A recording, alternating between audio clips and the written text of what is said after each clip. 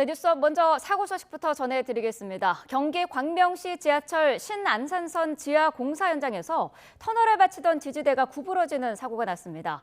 경찰이 붕괴 가능성을 대비해 일대 도로를 통제하고 있어서 출근길 혼잡이 우려됩니다. 취재기자 연결해서 자세한 내용 들어보겠습니다. 임혜진 기자 전해주시죠. 네, 경기 광명시 일직동 신안산선 공사 현장에서 붕괴 우려가 나오면서 현재 안전진단과 함께 보강공사가 진행 중입니다.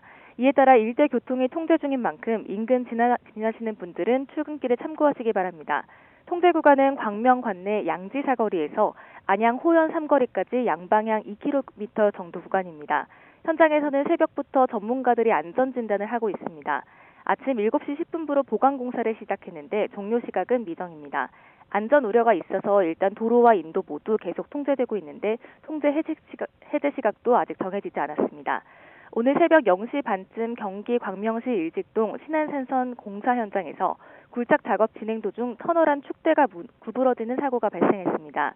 경찰은 현재 관계 당국과 시청과 함께 전문가 안전 진단을 하고 있는데 결과에 따라 통제 계속 여부를 결정한다는 방침입니다. 광명시도 새벽 2시쯤 일직동 신안산선 환기구 공사의 붕괴 위험으로 교통이 통제 중이라는 내용의 안전 문자를 송출했습니다. 앞서 공사 현장 관계자는 터널 안쪽에서 쇳소리가 들린다며 집안 붕괴가 우려된다고 경찰에 신고했습니다. 현장 근로자 17명이 대피하면서 인명피해는 없었습니다. 지금까지 사회부에서 전해드렸습니다. 윤석열 전 대통령이 파면 일주일 만인 오늘 오후 5시 한남동 관저에서 퇴거할 예정입니다. 취임 뒤에도 6개월 정도 머물렀던 서초동 사저로 880여일 만에 돌아가게 됩니다. 신윤정 기자입니다. 파면 일주일째 윤석열 전 대통령이 머물고 있는 한남동 관저로 신원 확인을 거친 차량과 화물차가 분주히 드나듭니다. 윤 전 대통령 부부 이삿짐을 서초동으로 옮기는 작업이 막바지에 접어든 것으로 보입니다. 대통령 경호처의 전담팀 구성 등 경호 대비도 마무리되면서 윤 전 대통령의 사저 이전 준비가 모두 끝난 것으로 보입니다. 지난 2022년 11월 7일 주민들의 배웅 속 서초동을 떠난 지 약 2년 5개월, 880여일 만입니다. 할아버지가 좋은 나라 만들 거예요. 열심히 노력할게. 김건희 여사는 물론 관저에서 더 늘어난 반려동물 11마리도 모두 함께 이동합니다. 대통령실 참모진 일부는 관저를 찾아 윤 전 대통령과 인사를 나눌 것으로 알려졌습니다. 윤 전 대통령은 참모들을 격려하며 감사를 표할 것으로 보이는데 사저로 이동한 뒤 지지자들이나 주민들에게도 인사를 건넬 것으로 전망됩니다. 차량과 인원이 몰릴 수 있는 만큼 일대 혼잡도 우려되는데 경호처는 주민 불편 등을 고려한 이동 동선과 신호 지원 등에 나설 것으로 보입니다. 윤 전 대통령 부부는 서초동에서 머물며 내란 혐의 형사재판이나 각종 검찰 수사에도 대응할 것으로 전망됩니다. 다만 주민 불편이나 반려동물과의 생활 등을 고려해 단독주택 등으로 이동하는 방안도 검토할 것으로 보입니다. YTN 신윤정입니다. 출사표를 던진 보수 잠룡들이 잇따라 윤석열 전 대통령을 만나고 있습니다. 전직 대통령의 지지를 받고 있다며 여론전에 열을 올리고 있는데 당내에서는 중도층 공략에 부정적인 영향을 미칠 수 있다는 우려도 나오고 있습니다. 손효정 기자입니다. 대권 도전을 선언한 이철우 경북지사가 출마 기자회견 직후 한남동 관저를 찾아 윤석열 전 대통령을 만난 사실을 공개했습니다. 힘껏 노력해 대통령에 당선되길 바란다는 덕담과 함께 사람을 쓸 때 가장 중요하게 볼 것은 충성심이란 것을 명심하라는 당부가 있었다고 전했습니다. 이 지사는 윤 전 대통령이 주변 인사들의 배신에 깊이 상처받은 것으로 짐작된다고 주장했는데 마찬가지로 대권 행보에 나선 한동훈 전 대표를 겨냥한 게 아니냐는 해석이 나왔습니다. 이 지사에 앞서 나경원 의원도 파면 결정 다음 날 윤 전 대통령을 만났습니다. 이 자리에서 윤 전 대통령이 어려운 시기에 역할을 많이 해줘서 고맙다고 말한 것으로 알려졌는데 윤 전 대통령이 나 의원에게 출마를 권유했다는 보도도 나오면서 윤심이 나 의원에게 있는 게 아니냐는 추측이 이어졌습니다. 이 밖에 출사표를 던진 김문수 전 장관과 잠재적 주자로 거론되는 윤상현 의원도 윤 전 대통령과 통화했거나 만난 사실을 밝히고 있습니다. 국무회의 마치고 그만두고 전화를 드렸는데 제가 그만두게 됐습니다. 그동안 고생이 많으셨다 그러고. 현재까지 출마 의사를 드러낸 후보가 10명 안팎인 상황에서 치열한 경선을 뚫어야 하는 잠룡들이 지지층 표심을 얻기 위해 윤심 마케팅에 나선 거란 분석입니다. 하지만 당 안팎에선 대선 국면에서 파면된 대통령의 메시지가 전면에 등장하는 것 자체가 당에 부담될 수밖에 없다는 지적이 나왔습니다. 개입을 하면은 국민의힘은 더 망할 거라고 봐요. 이번 선거라고 보는 것이 윤석열 대통령의 잘못된 개헌 선포로 인해서 이루어지는 거 아니겠어요? 그렇습니다. 당내에서도 윤심 논란이 민주당과의 경쟁에 도움이 되지 않는 데다 본선 승부처인 중도층 공략에도 부정적 영향을 줄 거란 목소리가 커지고 있습니다. 당이 배출한 대통령의 파면으로 조기 대선을 치르게 된 국민의힘, 윤 전 대통령과의 관계를 어떻게 설정하느냐가 주요 변수가 될 거란 전망입니다. YTN 손효정입니다. 윤석열 전 대통령의 내란 우두머리 혐의 형사재판의 첫 정식 공판이 다음 주로 다가온 가운데 법원이 재판 당일 청사 방호 조치 등이 담긴 경비 계획을 오늘 발표합니다. 법원 청사 관리를 담당하는 서울고등법원은 오늘 윤석열 전 대통령의 재판이 열리는 다음 주 월요일 청사 방호 조치, 언론사들의 취재 등과 관련한 종합적인 경비 계획을 발표합니다. 특히 법원은 윤석열 전 대통령이 지하 주차장을 이용하게 해달라는 경호처 요청에 대해서도 허용 여부를 검토해 공개할 예정입니다. 더불어민주당 이재명 전 대표가 21대 대통령 선거 출마를 공식 선언했습니다. 평범한 사람을 위한 진짜 대한민국을 만들겠다는 포부를 담은 영상도 공개했는데요. 비명계 대권 주자들의 움직임도 빨라지고 있습니다. 황보혜경 기자입니다. 19대, 20대 대선에 이어 세 번째 대권 도전장을 내민 이재명 전 대표. 기자회견이 아닌 유튜브에 올린 다큐멘터리 형식의 영상으로 출마의 변을 대신했습니다. 주문, 피청구인 대통령 윤석열을 파면한다. 윤 전 대통령 파면 선고 주문으로 시작하는 11분 분량의 영상에서 이 전 대표는 보통 사람을 위한 진짜 나라를 만들겠다는 각오를 밝혔습니다. 이 평범한 사람들의 진짜 대한민국을 만들고 싶습니다. 먹고 살기 어려운 문제를 사회 갈등의 주요 원인으로 진단하며 경제 성장을 가장 중요한 기치로 내걸었습니다. 실용주의를 원칙으로 한 신속한 실행력을 자신의 강점으로 부각했습니다. 어떤 게 더 유용하고 어떤 게 더 필요하냐, 이게 최고의 기준이 돼야 된다. K컬처, K민주주의를 이은 K이니셔티브 구상도 제시했는데 국민의 훌륭한 도구가 되겠다며 지지를 호소했습니다. 비명계 대권 주자들도 발걸음을 재촉하고 있습니다. 출마 선언 직후 관세 대응을 위해 미국을 찾은 김동연 경기도지사는 경제통 이미지 구축에 주력했고 김두관 전 의원은 당내 경선만이라도 완전 국민 경선, 오픈 프라이머리를 도입하라며 거듭 목소리를 높였습니다. 당 경선 일정이 확정되는 대로 김경수 전 경남도지사 역시 출마 선언에 나설 거로 관측되는 가운데 전재수 의원은 후보 등록이 시작되는 시점까지 출마 여부를 결정하겠다는 입장입니다. 이재명 전 대표는 국회에서 기자회견을 열고 대통령 후보로서의 비전 선포와 함께 구체적인 경선 캠프 인선도 발표할 예정입니다. 어차피 대통령은 이재명, 즉 어대명 기조 속에 경선 레이스를 거치며 무당층 표심을 잡을 수 있을지는 여전히 숙제로 남았습니다. YTN 황보혜경입니다. 트럼프 미국 대통령이 관세 전쟁을 벌이고 있는 중국을 향해 협상하고 싶다는 뜻을 밝혔습니다. 또 중국을 제외한 다른 나라들에 대해선 90일 뒤에 다시 상호관세 부과를 유예할 수도 있다고 밝혔는데요. 특별히 조선업 재건을 강조해 우리나라와의 협력 가능성도 높였습니다. 워싱턴 홍성희 특파원입니다. 상호관세 유예 대상에서 유일하게 중국을 제외한 채 145%의 관세를 부과한 트럼프 대통령이 갑자기 태도를 바꿨습니다. 테이블을 다시 세팅하고 있다며 중국과 협상하고 싶다는 뜻을 밝혔습니다. We'll see what happens with China. We would love to be able to work a deal, and I think that we'll end up working out something that's very good for both countries. 중국 이외 무역 대상국에 대해서는 상호관세를 유예한 90일 뒤 재연장 가능성도 열어놨습니다. Wouldn't extend the pause? Yeah, we'll have to see what happens at that time. 앞서 미국 조선업 재건 행정명령에 서명한 트럼프 대통령은 특히 우리나라에 유리한 조선업 협력 방안을 언급하기도 했습니다. 미국과 가깝고 조선업을 매우 잘하는 국가에 최첨단 선박을 주문할 수 있을 거라고 말한 겁니다. We may order, would have to go to Congress for this, but we may buy some ships from other countries that we're close to and that do great jobs with ships, but we're going to start the process of rebuilding. We don't. 케빈 해싯 백악관 국가경제위원회 위원장은 현재 구체적인 협상안을 제안한 나라가 15개국 이상이라며 협상이 마무리 단계에 이른 곳도 많다고 밝혔습니다.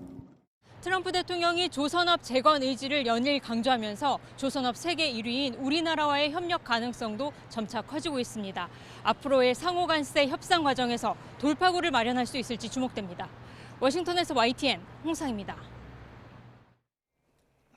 전날 폭등했던 뉴욕 증시 3대 지수가 미중 관세 전쟁 우려로 하루 만에 급락했습니다. 미국 중앙은행인 연방준비제도 인사들은 인플레이션 우려를 제기하며 관세의 위험성을 경고했습니다. 뉴욕에서 이승윤 특파원입니다.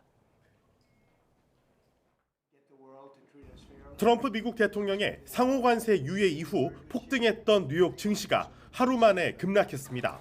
백악관이 중국에 대한 관세가 145%라고 밝힌 이후 우량주 중심의 다우존스 30 산업평균 지수는 전장보다 2.5% 급락했습니다.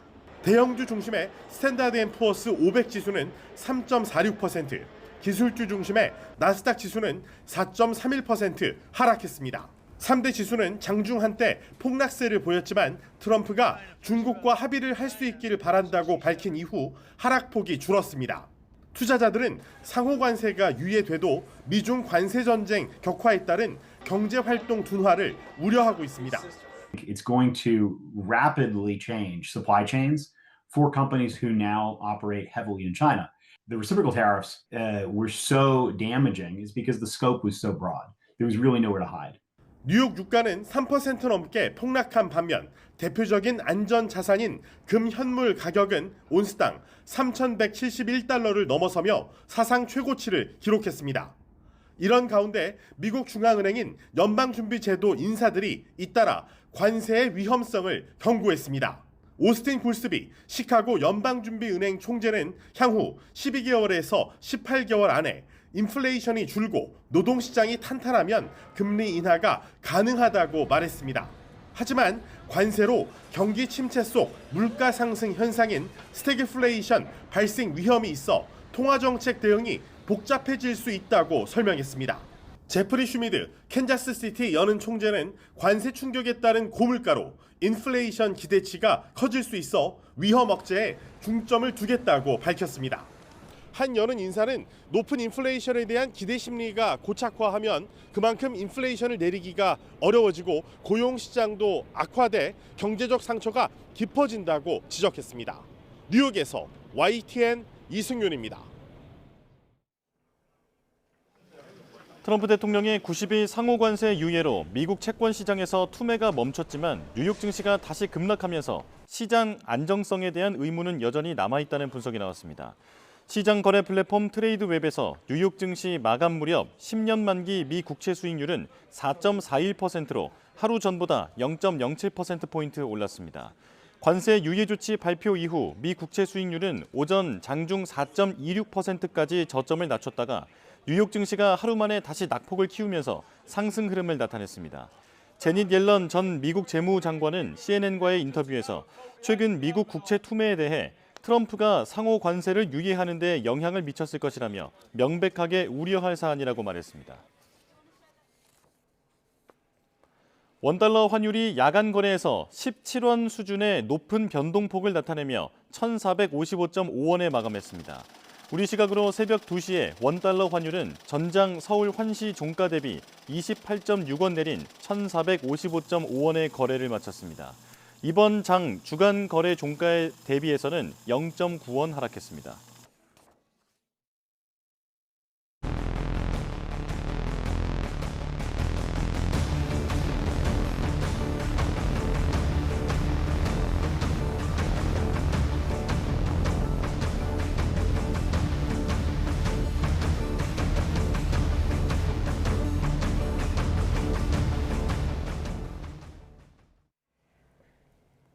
네, 정치권 상황 짚어보겠습니다. 박민영 국민의힘 대변인, 강성필 더불어민주당 부대변인과 함께하겠습니다. 어서 오십시오. 안녕하세요.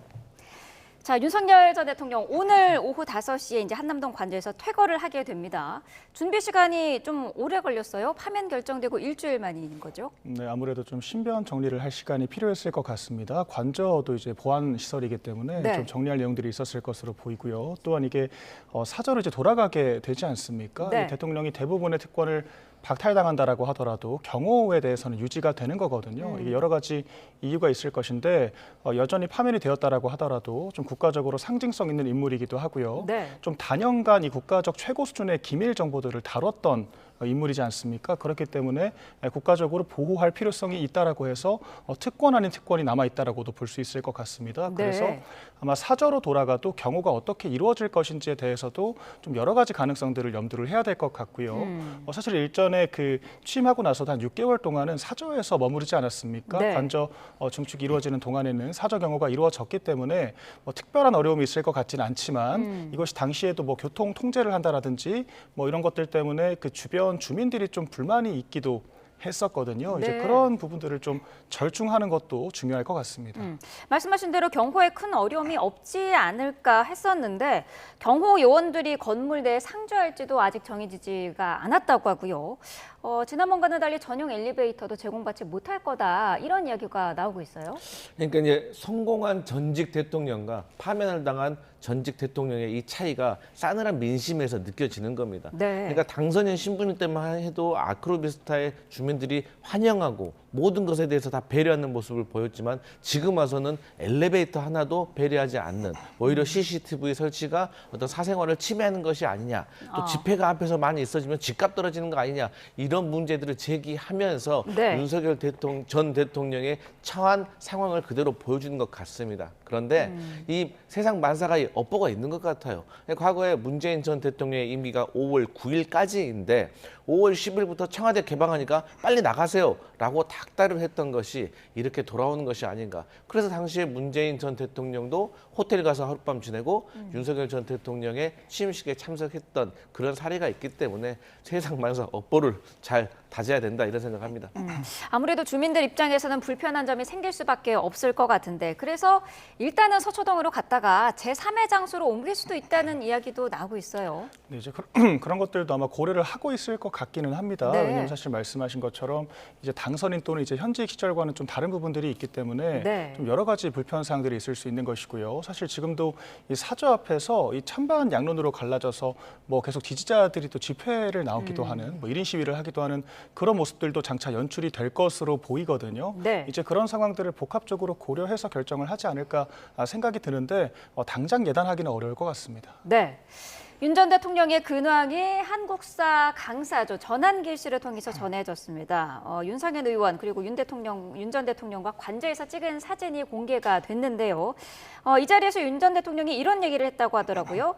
나야 감옥 가고 죽어도 상관이 없지만 국민들은 어떡하냐, 청년 세대들 어떡하냐 이렇게 걱정을 했다는 거예요. 어떻게 들으셨습니까? 그러니까 저희 야당이 보기에는 사실 정말 윤석열 전 대통령께서 국민을 걱정하고 청년을 걱정했다고 하면 그야말로 좋은 정책을 펴가지고 청년을 위해서 국민들을 위해서 정치를 했으면 됐는데 그러기 위해서는 야당과의 협치가 필요했던 것 아니겠습니까? 그런데 야당과의 어떤 정치력을 통해서 협치를 이루기보다는 비상계엄이라는 잘못된 선택을 해서 오히려 국민들과 청년 세대를 더 힘들게 했다라고 생각하고 또 이러한 내용에 대해서는 헌법재판소에서 탄핵 선고문에 다 그대로 반영한 거 아니겠습니까? 그래서 윤석열 전 대통령께서 정말로 지금이라도 사실 국민과 청년 세대를 걱정하신다면 본인의 지지층에 대한 어떤 잘못된 시그널보다는 국민 전체에게 지금이라도 좀 사과하시고 지금이라도 본인의 과오를 좀 용서하고 통합을 좀 해달라라고 말씀하시는 것이 어떨까 이런 생각해 봅니다. 네. 이철우 지사도 윤 전 대통령을 만났는데 헌재 판결이 막판에 뒤집혔다라고 생각을 하고 있고 대통령을 하면서 배신을 너무 많이 당했다 이런 언급도 들었다고 합니다. 어떻게 보시나요? 네, 일단 좀 일전에 말씀하신 거를 제가 반박 아닌 반박을 좀 해보자면 네. 사실 비상계엄 직후 이 탄핵 심판 국면에서 많은 청년들이 길거리로 나와서 윤 대통령에 대한 지지를 또 선언을 하고 또 이제 탄핵이 기각되어야 한다라고 외쳤던 것도 사실이거든요. 그러니까 그 과정의 옳고 그름을 떠나서 윤 대통령이 추진했던 4대 개혁들 있지 않습니까? 뭐 노동개혁, 뭐 교육개혁, 연금개혁을 비롯해서 이런 것들은 사실 이 기득권을 좀 타파하고 청년 사회가 도약할 수 있는 그런 교두보를 마련하기 위해서 전 반드시 필요한 정책이었다라고 생각을 하거든요. 네. 그래서 탄핵 심판 국면에서 심지어는 이재명 대표마저도 그런 것들이 필요하다라고 중도 보수 선언까지 했던 것이고요. 그런데 결과적으로는 양대 노총에 굴복을 하고 말았죠. 그래서 전 차기 대통령이 누가 된다라고 하더라도 우리 미래 세대들을 위해서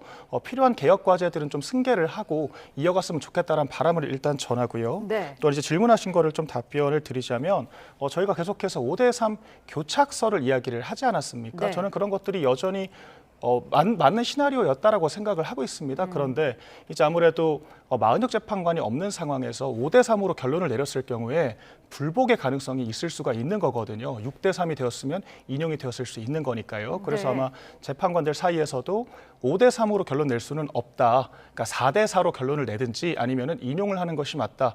이렇게 의견이 좁혀지는 가운데 이제 못 재판관들이 3명의 재판관들이 뭐 모종의 이유로 8대0까지 이제 가게 된 것이 아닌가 저도 그렇게 추정을 하고 아마 그런 이야기를 하신 것 같습니다. 또한 이 비상계엄 사태를 겪으면서 이 권력이 한순간에 사라지는 그런 경험들을 하지 않았습니까? 네. 그 과정에서 이제 뭐 장성들은 소위 이제 민주당 쪽의 유튜브에 나가서 뭐 이제 눈물에 참회를 하는 그런 모습들까지 보였었기 때문에 아마 이런 감상을 느꼈을 수 있을 거라고 생각을 합니다. 네. 그런데 그 윤석열 전 대통령께서 이철우 지사에게 쉽게 말해서 충성하는 사람을 곁에 둬라라는 식으로 말씀하셨잖아요. 네. 근데 우리 국민들이 알다시피 윤석열 전 대통령은 검사 시절에 나는 사람에게 충성하지 않는다. 이 한 구절로 대통령까지 가신 분이 얼마나 강한 인상과 국민들에게 좋은 선의를 보여줬습니까? 그런데 그분이 이제 와서는 충성하는 사람을 곁에 둬라 한다는 것은 너무 앞뒤가 안 맞고 본인께서는 사실 대통령직을 수행하실 때는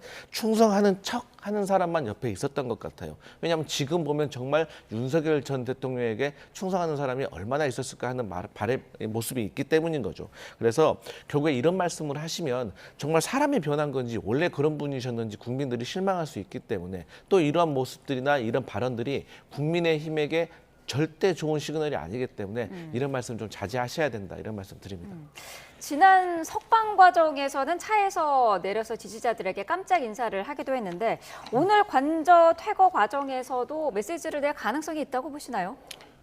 저는 가능성은 있다라고 보고 있습니다. 왜냐하면 네. 지금도 사실 그 탄핵 심판이 인용이 되기는 했지만 여러 가지 사회적인 이 논의들은 남아있는 상황이거든요. 여전히 윤 대통령에 대해서도 일부의 서사가 존재를 하고 있는 상황입니다. 실제로 헌법재판소도 결정을 하면서 대통령으로서 느꼈을 그런 고충에 대해서 이해를 한다라고 이야기를 하면서 네. 정치적 판단은 존중한다라고 이야기를 했었거든요. 그렇기 때문에 파면이 되었다라고 하더라도 그러니까 정치인으로서 집권 자체는 불가능해졌지만 정치인으로서 가지고 있는 이런 서사는 여전히 남아있다. 그렇기 네. 때문에 이런 부분들이 정치 판세에 영향을 미치는 것은 저는 불가피한 부분들이 있다라고 보고 있습니다. 이런 것들을 저희가 막 통제를 할 수는 없는 부분이기 때문에 다만 저희 정당인의 한 사람으로서 윤석열 전 대통령이 이 어떤 정당이 일단 정권 재창출을 위해서 달려가고 있지 않습니까? 그런 목적에 부합하는 좀 같은 길로 갈 수 있는 그런 메시지로 좀 정리를 해줬으면 좋겠다. 이런 바람을 좀 전해보겠습니다. 네, 오늘 메시지를 낼 가능성 그리고 그 이후에 사저정치, 이른바 사저정치를 할 가능성은 어떻게 보시나요? 저는 오늘도 메시지를 낼 것 같고 앞으로 기회가 있을 때마다 윤 전 대통령께서는 메시지를 낼 것 같고 네. 그런 것들을 종합적인 한 단어로 요약을 한다면 우리가 사저정치로 요약을 할 수가 있겠죠. 그리고 또 윤석열 전 대통령은 뭐 한간의 소문에 들으면 유튜브 채널을 개설을 해서 거기서 메시지를 또 계속 낼 수 있다라는 보도가 있는 상황인 거예요. 사실 그렇게 될지는 모르겠지만 저는 거기에 대해서 상당히 가능성이 있다고 보는 이유가 네. 지금 윤석열 전 대통령과 김건희 여사의 머릿속에는 형사재판을 어떻게 풀어가야 되나 이게 가장 큰 고민일 겁니다. 그런데 사실 지금의 상황을 보면 탄핵 심판에서도 파면을 당했기 있기 때문에 형사 재판에서도 좋은 결과를 얻기 어려울 겁니다. 그럼 쉽게 말해서 사형 혹은 무기징역 이렇게 큰 중형이 기다리고 있는데 결국에 이것을 돌파할 수 있는 것은 국민의힘이 조기 대선에서 승리하고 정권을 연장을 해서 향후에 특별 사면을 받는 것, 저는 그런 전략이 있을 거라고 생각하고, 만약 조기 대선에서 국민의힘이 패배한다고 하더라도 어쨌든 윤석열 대통령을 지키려고 하고 있는 지도부가 계속 유지가 된다면 네. 향후 국민 통합적인 차원에서 또 국민의힘에서 윤석열 전 대통령의 사면을 요구할 수 있는 거거든요. 그래서 이런 전체적인 포석을 그려본다면 윤석열 전 대통령께서는 본인을 향한 강성 지지층에 대한 영향력을 계속해서 유지를 꼭 해야 될 겁니다. 그래야지 국민의힘 지도부도 윤석열 전 대통령을 바라볼 것이기 때문인 거죠. 그런 차원에서 윤석열 전 대통령께서는 오늘도 앞으로도 계속해서 메시지를 낼 것이다, 이렇게 예상할 수 있겠습니다. 네, 대선 주자들 이야기도 해보죠. 민주당 이재명 전 대표 어제 영상을 통해서 출마 선언을 했습니다. 먹사니즘 그리고 뭐 잘사니즘 이런 거를 언급하면서 실용주의를 굉장히 강조를 하더라고요. 네, 맞습니다. 사실 지금 국민의힘에서는 일부 현역 의원들은 이제 이념 전쟁이다, 이런 말씀도 하시는 것 같은데, 지금 비상계엄이라는 이 추운 겨울을 벗어난 대한민국은 지금 이념 전쟁이 중요한 게 아니라 경제를 발전시키고 민생을 회복시키는 겁니다. 그리고 그런 과정 속에서 경제가 더 성장할 수 있도록 이끄는 것이 앞으로의 대통령이 해야 될 일이라고 생각을 합니다. 네. 그런 차원에서 이재명 대표는 이 출마 선언을 통해서 국민들에게 좀 따뜻한 이미지를 보여주고 싶었던 것 같아요. 네. 그런데 이게 현장에서 출마 선언을 하게 되면 이 따뜻한 이미지를 사실 보여주기 매우 어렵습니다. 그런 차원에서 다큐멘터리 형식으로 이걸 제작을 한 것 같고요.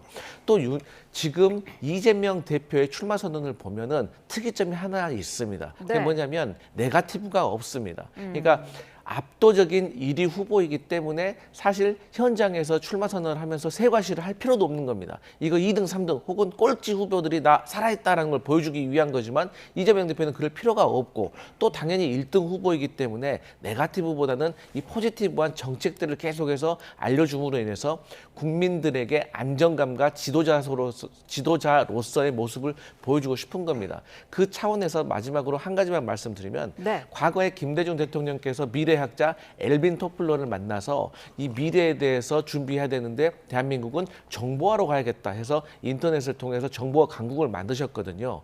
이번에 이재명 후보 같은 경우는 유발 하라리를 만나서 AI와 반도체가 앞으로의 대한민국의 먹거리가 될 것이고, 이 분야에서 선도를 하면서 대한민국의 양질의 일자리를 만들고 이 일자리를 통해서 대한민국 국민이 잘사니즘을 실현할 수 있겠다. 이러한 것들을 전체적으로 잘 담아낸 출마 선언으로 보여집니다. 네, 네거티브가 없다는 점을 가장 큰 특징으로 이제 말씀을 하셨는데 어떤 입장이신가요? 그러니까 이재명 대표 같은 경우에는 비상계엄 직후부터 사무실을 계약했다라는 이제 보도가 나올 정도로 지난 이제 몇 달 동안 사실상 선거 캠페인을 벌였다라고 해도 과언이 아니겠죠. 그렇기 때문에 잘 준비되어 있는 그런 출마 선언이었다라고 저도 보기는 했습니다. 네. 그런데 결론적으로 말뿐이 아닌 실천이 없다라고 하면 아무 의미가 없는 것이겠죠. 그러니까 제가 이재명 대표에 대해서는 좀 볼장 다 본 게 아닌가, 저는 그런 생각이 좀 들거든요. 이미 국민들께서 단연간 한번 찍어 먹어 보니까 별로 맛이 없더라.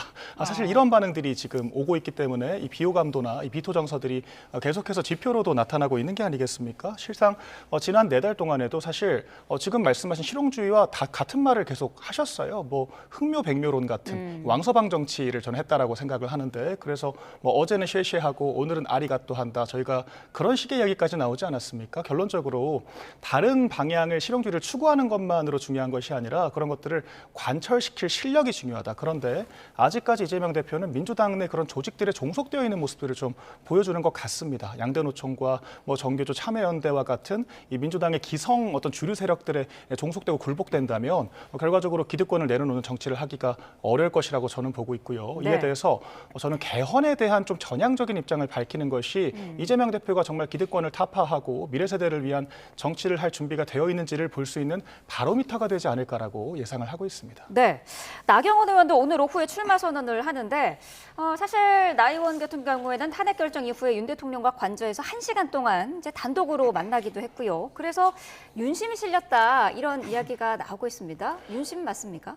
사실 제가 예단하기는 어렵습니다만 나경원 의원 같은 경우는 지난 탄핵 국면에서 사실 많은 당원들의 호응을 또 이끌어낸 그런 정치인 것도 사실이거든요. 네. 또 여러 이제 장외 집회를 비롯해서 탄원서까지 제출을 한다라든지 한다든지 실질적인 리더십을 또 보여줬던 측면들도 있는 것이고요. 이에 대해서 윤석열 전 대통령도 당연히 고마운 마음이 있을 것입니다. 그래서 1시간여 차담이 이어졌을 것이고 그 과정에서 나경원 사실 그 의원 같은 경우에도 정치 경력이 엄청나게 오래됐잖아요. 네. 당연히 이제 대권에 대한 생각이 있었을 것이고 이에 대해서도 자연스럽게 대화가 오갔을 것으로 보입니다. 당연히 윤 전 대통령도 화답하는 형태의 메시지가 나왔을 수 있을 것으로 보이는데 네. 저희가 이런 것들을 윤심이 실렸다라고 쉽게 이야기를 하기는 참 어렵다라고 생각을 합니다. 왜냐하면 그것은 후보를 점지했다라는 이게 그 표현으로 이어질 수가 있기 때문에 네. 이제 이런 것들은 좀 약간 후보 간의 불필요한 그 윤심 경쟁 과열을 또 불러올 수도 있다라고 저는 생각을 하거든요. 그래서 윤석열 전 대통령이 그런 고마운 마음을 안고 화답했다라는 형태에서 나경원 의원의 그런 어떤 공이 또 치하될 수는 있겠다. 그에 대해서 당원들께서 평가를 하실 몫이다. 저는 그렇게 말씀드리겠습니다. 네, 윤심은 윤상현 의원이지 않겠느냐 했는데 아직 윤 의원은 고민 중이고요. 나경원 의원이 출마 선언을 하는 거에 대해서는 어떤 생각이신가요? 일단 윤상현 의원은 출마 안 할 것 같습니다. 네. 왜냐하면 얼마 전에 한덕수 권한대행에게 출마를 권유했다는 보도 있잖아요. 그러니까 본인이 권유를 해놓고서 또 본인이 출마한다. 이것은 한덕수 권한대행을 놀리는 거죠. 그리고 이제 윤상현 의원이 지금 출마를 한다고 해서 좋은 결과를 얻을 수 있을지는 잘 모르겠습니다.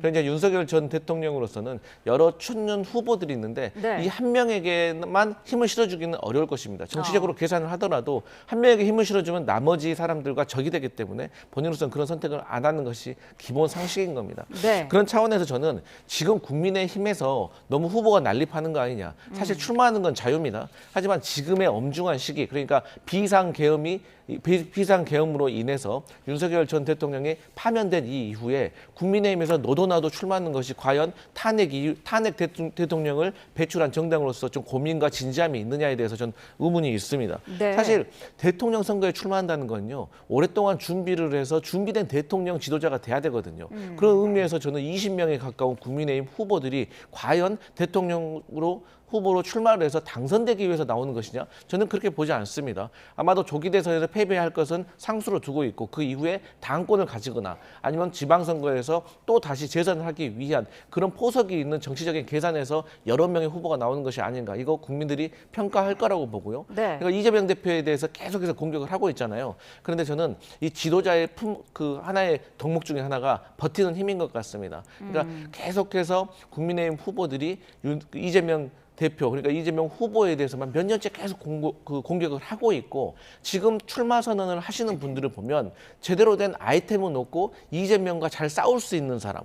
그런데 지금 대선이 싸우자는 겁니까? 아니잖아요. 그렇기 때문에 저는 국민의힘 후보들이 출마하시는 건 좋지만 조금 더 국가에 대한 비전과 고민을 담는 그런 모습을 좀 보여줬으면 좋겠다. 이런 말씀 드립니다. 네, 국민의힘은 어제 경선 룰을 확정을 했고요. 오늘 2차 회의를 이어간다고 하니까요. 그 과정에서 어떤 후보들이 추려질지 지켜봐야 할 것 같습니다. 어제 또 국민의힘에서는 개헌 방향을 5가지 이제 방향을 정해서 발표를 했습니다.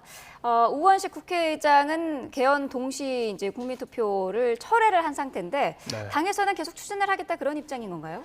사실 저는 우원식 의장이 그렇게 3일 만에 철회를 한 것이 참 안타깝다라고 생각을 합니다. 네. 소위 이제 이재명 대표의 팬덤이라고 할 수 있는 이 개딸들의 좀 엄청난 공세가 이어지기는 했더라고요. 뭐 이제 수박이다, 이제 우리 젠파파 임기 5년 못하게 하려고 작정했냐, 뭐 이제 그런 공세에 굴복한 게 아닌가 저는 그런 안타까운 마음이 있습니다. 네. 그런데 본디 국회의장이라면 헌법재판소 결정문에 따라서 이 야당은 정말 국가가 망해야만 집권할 수 있는 이 시스템적인 한계를 극복하기 위해서 힘을 보태야 한다라고 저는 생각을 하거든요. 네. 이에 대해서 새로운 미래당이죠. 전병현 전 의원이 민주당의 내란 사실 유발 세력이었다라고까지 평가를 하면서 개헌을 위해서 폭넓은 협조를 할 수 있다라고 이야기를 한 상황입니다. 그렇기 네. 때문에 이재명 대표의 협조가 절실하지만 그렇지 않다라고 하면 저희가 최대한 많은 의원들과 정치인 동지들의 힘을 모아서 이런 87 체제를 극복하기 위한 노력을 할 필요가 있다라는 것이 저희 당의 생각인 것이고요. 네. 이제 그 방향으로 저희가 5가지를 제시를 한 것입니다. 사실 네. 지금 이번 비상계엄 국면에서 이 87 체제의 여러 가지 한계들이 등장했 발생했다라고 전 나타났다라고 보고 있거든요. 그중에서도 가장 큰 한계가 이런 극단적인 여소야대 국면에서의 시스템 마비라고 저는 생각을 하거든요. 네. 이런 것들을 극복해야 할 필요가 있겠고요. 사실 이 분권 자체는 계속해서 있었던 문제의식이었기 때문에 그런 부분들도 저희가 좀 해소를 할 필요가 있겠고요.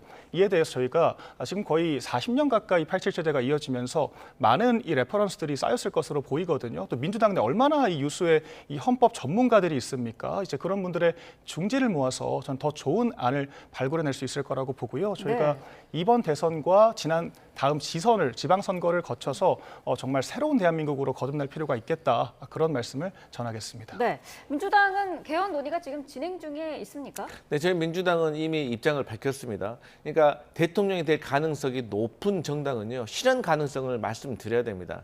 제가 전에도 말씀을 드렸지만 대선 투표 날에 국민투표까지 같이 하려면은 38일 전에 공고를 해야 됩니다. 그 38일 전은 4월 26일, 이번 달 26일이기 때문에 실제적으로 보름밖에 남지 않았어요. 근데 이 권력구조 개편은 사실 국회에서 합의가 될 수도 있습니다. 하지만 이 개헌과 관련해 가지고는요, 이 권력구조 개편과 함께 선거구제 개편도 함께 따라와야 됩니다.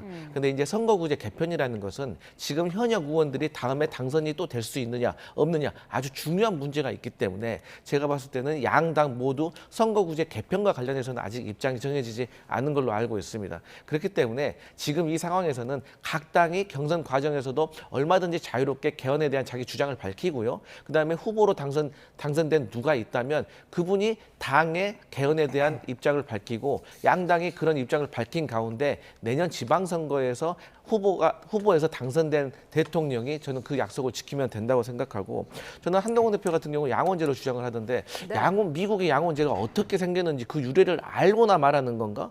이것이 남부의 노예제와 그다음에 북부의 인구가 적은 사람들이 본인들의 어떤 참여라든가 어떤 그 권한 확대를 위해서 주장하다가 그걸 합의 본 게 양원제거든요. 그게 우리나라 정책하고 좀 맞지가 않아요. 의원 집정부라든지 의원 내각제라든지 이게 맞지가 않은 거거든요. 그리고 대통령제를 말한다고 하면 대통령제의 임기에 대해서만 얘기하고 있는데, 이 대통령제의 임기를 말하면서 권력구조를 말한다는 것은 사실 내용을 정확히 숙지하기 못하고 한 말인 것 같다. 그래서 저는 국민의힘 후보들이 많기 때문에 개헌과 관련된 토론회 한번 열어보시라. 좀 그런 거 제안 드립니다. 네, 여기까지 듣겠습니다. 박민영 국민의힘 대변인, 강성필 더불어민주당 부대변인과 함께했습니다. 고맙습니다.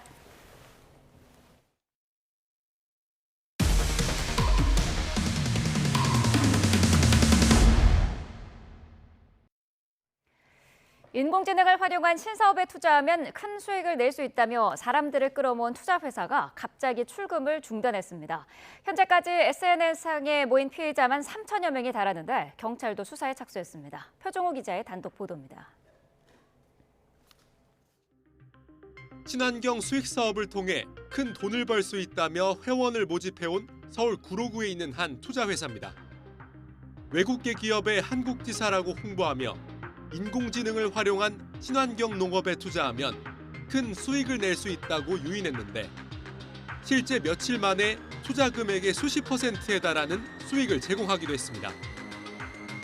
그러다 지난 5일 갑자기 모든 출금을 중단했습니다. 적게는 수천만 원, 많게는 수억 원이 묶인 피해자들은 답답함을 호소합니다. 이제 수익금과 원금을 더 합쳐서 지인들한테 돈을 빌려서, 아들들한테 빌려서 돈을 4억 5천까지. 정확한 계산은 안 해봤는데 한 6천 정도 바닥을 다 긁어서 너한테 빌려가지고 그렇게 해서 다 넣은 건데. 출금이 막히자 투자자 수십 명이 회사로 몰려갔지만 책임지는 사람은 없었습니다. 간신히 전화통화가 된 대표는 외국 본사에서 알아서 한 일이고 자신은 아는 게 없다는 말만 반복했습니다. 매니저들, 그분들은 실존 인물인가요? 저희도 그렇게 알고 있고요. 보신 적 없으세요? 저는 만난 적이 없는데. 그러더니 다음 날에는 조만간 다시 문을 열 것이라는 쪽지 하나만 남긴 채 사무실 문을 잠가버렸습니다. 문은 굳게 닫혀 있고 돈을 받지 못한 투자자들이 끊임없이 사무실을 찾고 있습니다. YTN은 사무실과 대표 휴대전화로 여러 차례 전화하고 문자 메시지도 보냈지만 연락은 되지 않았습니다. 지금 고객님께서 전화를 받을 수 없습니다. 피해자 단체 채팅방에는 이미 입장 가능한 최대 인원인 2,000명이 모였고 경남, 울산, 천안 등 지역별로 따로 모인 피해자들까지 합치면 3,000명이 넘습니다. 서울 구로경찰서는 고소장 수십 건이 접수된 가운데 새로운 신고가 계속 들어오고 있다고 말했습니다. 경찰은 다음 투자자의 돈으로 앞선 투자자의 수익금을 주는 폰지 사기를 의심하고 수사에 착수했습니다. YTN 표정우입니다. 사회공헌을 내세운 이 회사는 봉사활동을 적극 홍보하며 투자자들을 끌어모았습니다. 각종 봉사 관련 상을 받았다며 피해자들의 신뢰를 얻었는데요. 계속해서 임혜진 기자가 보도합니다. 25년째 의료 봉사활동을 하고 있는 A씨는 지인의 소개로 영국에 본사를 뒀다는 투자회사에 1,500만 원을 투자했습니다. 투자 수익 일부를 사회적 기업과 자선단체에 재투자하고 실제 봉사활동도 한다는 기업의 비전에 공감했기 때문입니다. 행사에서 전 세계적으로 좋은 일을 많이 하고 봉사도 많이 하고 전 세계 땅 같은 거 한 데를 좋게 이렇게 개간하는 그런 일들을 한다고 설명을 하길래 홈페이지에도 취약계층 연탄 봉사나 안동 산불 물품 지원 등 전국에서 진행된 봉사활동 사진을 올려두고 국회의장상과 자랑스러운 한국인상 등 각종 봉사 관련 상을 받았다고 홍보해 더욱 신뢰가 갔습니다. 제 봉사 이념은 제가 10여 년간 몰입하고 봉사하였던 UNEP, 즉 UN 환경계획의 지속가능 발전 목표와 다르지 않습니다. A씨는 이 회사에 투자금을 보낸 건 물론 이곳에서 만든 봉사단에서도 직접 활동하기 위해 자원까지 했습니다. 하지만 불과 며칠 뒤 회사 관계자들과 연락이 끊겼고 투자금도 돌려받지 못했습니다. 사회에 이바지한다는 회사의 가치에 동참하고자 주변의 도움을 받아 투자한 만큼 충격도 컸습니다. 나밀고 봉사할 수 있는 것도 받았고 그리고 프랑차트도 받았고 그리고 쓰레기 전문 찌개도 20개를 붙여왔어요. 경찰은 A씨를 비롯한 투자자들의 피해 규모를 파악하면서 영국에 있다고 홍보한 본사가 실존하는지, 투자 사업이 실체가 있는지 등을 조사할 예정입니다. YTN 임혜진입니다. 지난 새벽 경기도 광명시의 지하철 신안산선 지하 공사 현장에서 굉음이 발생해 현장 근로자가 10여 명이 대피했습니다. 지하 30m 터널 공사 현장에 지지대가 구부러진 것으로 확인됐는데 혹시 모를 붕괴 가능성에 경찰이 주변 도로를 통제하고 있습니다. 이 밖에 밤사이 사고 소식 박정현 기자입니다. 내년 하반기 개통을 목표로 하고 있는 지하철 신안산선 공사 현장입니다. 주변에 경찰차와 소방차가 줄지어 출동해 있습니다. 불착 작업이 진행 중이던 지하 30m 현장에서 터널을 떠받치던 지지대가 구부러진 채 발견된 겁니다. 지지대 3개가 구부러진 거로 확인했다고 말씀하시거든요. 터널 기둥 지지대인 것 같아요. 자정 무렵 공사장 안쪽에서 발생한 굉음을 듣고 관계자가 직접 내려가 현장을 확인하고 직원 10여 명을 곧바로 대피시켜 다친 사람은 없었습니다. 경찰은 붕괴 가능성에 대비해 일대 통제에 나섰습니다. 사고 지점에서 400m가량 떨어진 곳입니다. 왕복 8차선 도로 통행이 양방향 전면 통제됐습니다. 경찰은 관계 당국, 시공사와 안전진단을 진행한 뒤 통제 계속 여부를 결정할 방침입니다. 도로 한복판 심하게 부서진 오토바이와 견인차가 덩그러니 서 있습니다. 주변엔 사고 잔해들이 나뒹굽니다. 새벽 1시 20분쯤 인천 연희동에서 안전지대에 서 있던 견인차를 오토바이가 들이받았습니다. 오토바이를 몰던 30대 남성은 의식을 잃은 채 병원에 실려가 치료를 받고 있습니다. 경찰은 인근 CCTV 등을 확보해 사고 경위를 확인하고 있습니다. 어젯밤 9시쯤엔 충북 청주시 흥덕구 강내면도로에서 화물차와 차량 2대가 잇따라 추돌하는 사고가 났습니다. 승용차에 타고 있던 30대 남성 1명은 경상을 입고 병원으로 옮겨졌습니다. 경찰은 60대 화물차 운전자가 신호를 기다리던 차량들을 들이받은 것으로 보고 정확한 경위를 조사하고 있습니다. YTN 박정현입니다. 술에 취한 승객이 잠든 사이 가짜 토사물을 만들어 뿌린 뒤 세차 비용과 합의금 명목으로 승객 160여 명에게 1억 5천만 원 이상을 뜯어낸 택시기사가 구속됐습니다. 피해자로 조사를 받으러 경찰서에 온 택시기사가 과거 비슷한 범행을 저질렀다는 사실을 알아챈 경찰의 기지로 더 큰 피해는 막을 수 있었습니다. 박기원 기자의 보도입니다. 술에 취해 잠든 손님을 놔둔 채 택시기사가 차에서 내립니다. 마트에서 소고기죽 2개와 커피를 사더니 봉투에 쏟아넣고 섞어서 차로 가져갑니다. 뒷좌석과 자신의 얼굴 곳곳에 섞어온 죽과 커피를 묻힌 기사는 버럭 화를 내며 손님을 깨웁니다. 자네, 발로 차고 오바이트 다 해놓고 이게 뭐야 이게? 뭐야 오바이트 다 해놓고 발로 차고. 가짜 토사물을 뿌려놓고 윽박지르더니 폭행을 당했다면서 합의금으로 150만 원을 요구했습니다. 경찰서 가면 사장님 구속돼 이거 벌금도 1,000만 원이 1,000만 원 하자마자 하면서 그 욕을 하고 난리를 치고 어떡할까요 사장님 이거? 하지만 이 장면을 촬영한 승객은 다름 아닌 경찰.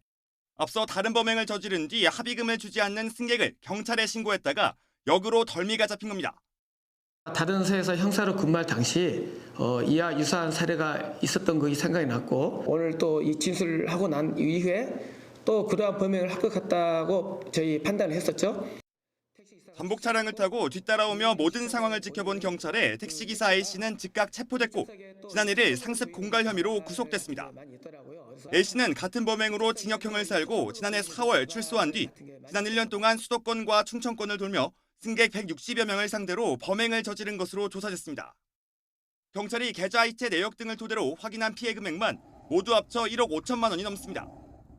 경찰은 A씨 사건을 검찰에 송치하고 추가 피해가 없는지 관련 제보를 기다리고 있습니다. YTN 박견입니다. 지난해 인천 한 골프장 주변을 달리던 마라톤 대회 참가자가 골프공에 맞아 다친 사고와 관련해 운영사 관계자들이 검찰에 넘겨졌습니다. 인천 연수경찰서는 송도국제도시에 있는 골프장 운영사 총괄 지배인 50대 A씨 등 2명을 불구속 송치했습니다. 이들은 지난해 10월 인천 송도동 골프장의 안전관리를 제대로 하지 않아 주변을 달리던 피해자에게 부상을 입힌 혐의를 받습니다.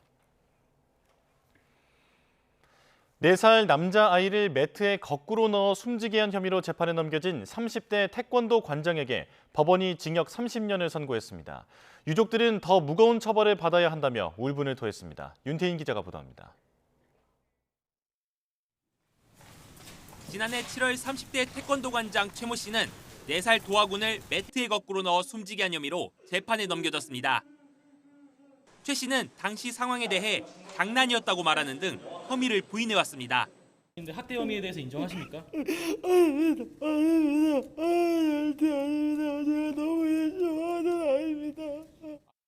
사고 직후 최 씨는 태권도장 CCTV를 삭제했는데 경찰이 영상을 복원한 결과 도화군이 학대 끝에 숨진 정황이 확인됐습니다.